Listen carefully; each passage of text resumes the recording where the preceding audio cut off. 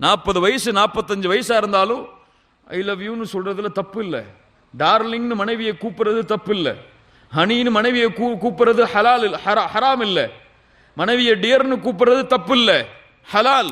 உங்களுக்கு எத்தனை குழந்தை பிறந்தா என்ன, உங்களுடைய முடியில் எத்துணை நரைகள் வந்தால் என்ன, ஹலால் அது. இப்போ இன்னைக்கு போய் வாட்ஸ்அப்ல ஐ லவ் யூன்னு நீங்க மனைவிக்கு மெசேஜ் அனுப்புங்க, அதுக்கு முன்னாடி கன்ஃபார்ம் பண்ணிக்கங்க, அவங்க ராங் நம்பர் நினைச்சிருப்பாங்க. இது வரைக்கும் சொல்லல. அதனால அல்லாஹ் ரப்புல் ஆலமீன் இப்படி ஹலாலாக வாழ்வதற்கு எமக்கு வழிகளை கொடுத்தும் மகிழ்ச்சியை நம்ம வேற எங்கேயோ தேடிட்டு இருக்கோம்.